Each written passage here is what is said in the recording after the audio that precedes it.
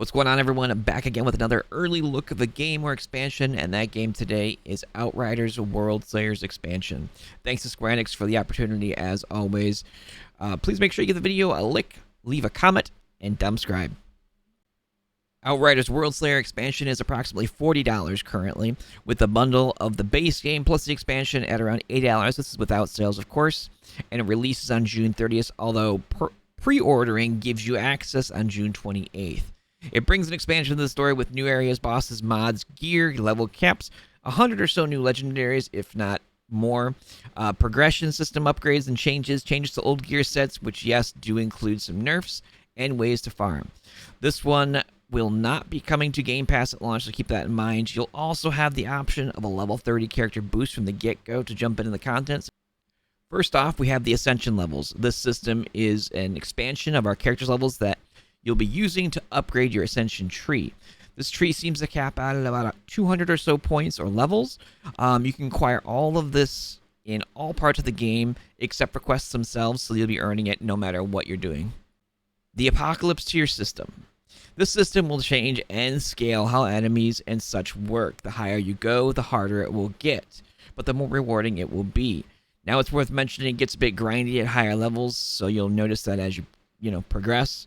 As you can see at tier 20 here, there is a lot that is scaled and changed to make things more difficult, as well as many things that you will gain. Like I said, in short, it makes things harder and tries to reward you more.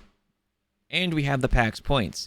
You get a max of 5 Pax Points to spend as an expansion of your class tree. This adds to different things in your class tree to give you different bonuses or buffs or whatever you may seem fit. Apocalypse gear. This gear rolls with a third unchangeable mod slot, making builds quite interesting for sure. And of course, you'll want to strive for these as you progress. These are not only on epic gear, but also legendaries. There is an addition to a new currency or material called Anomaly Extract, where you will get while you break down Apocalypse gear.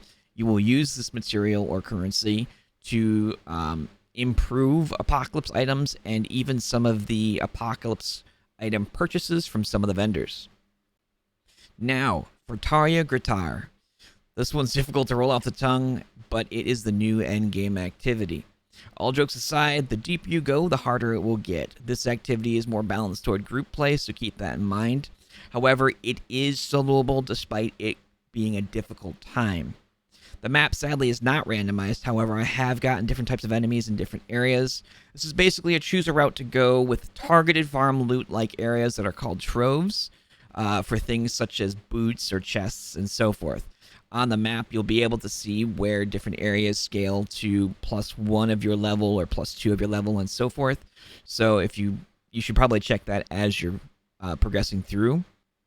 All in all, you progress down the line to the boss or bosses to finish the run. Even as a solo player, you'll have 3 attempts of full wipes to pass an area, or you'll be taken back to the camp. There's a group finder flag, much like Expeditions had at the entrance as well. Now, I know currently there's a lot of drama and talk about scaling with bosses and such due to a particular reviewer's video and talk about it.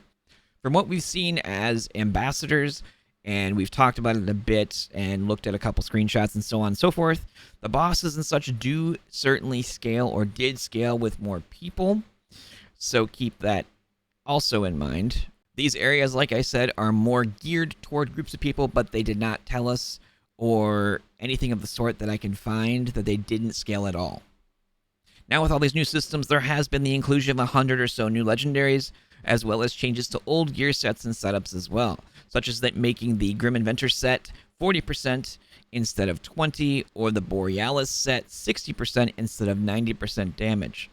Expeditions and such were and are still useful to me, at least when I was playing for larger sums of drops starting out, as well as drop pod resources.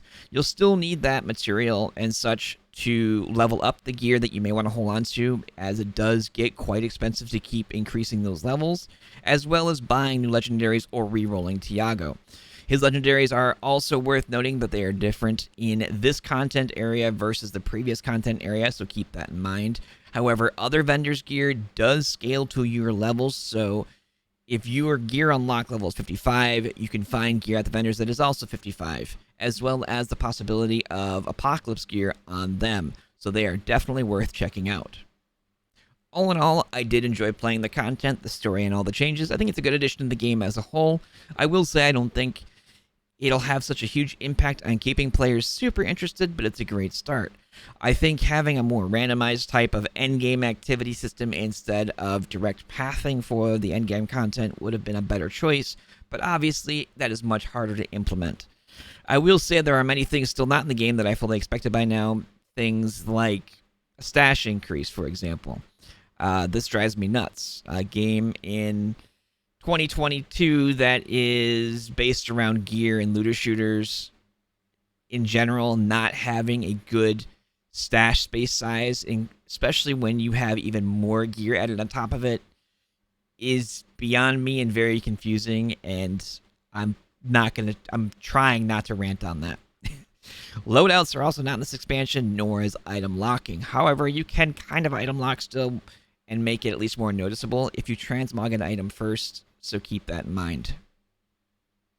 There was a lot to cover, and I am already behind uploading this, so I apologize ahead of time. If you have questions or I missed something and so forth, please leave a comment.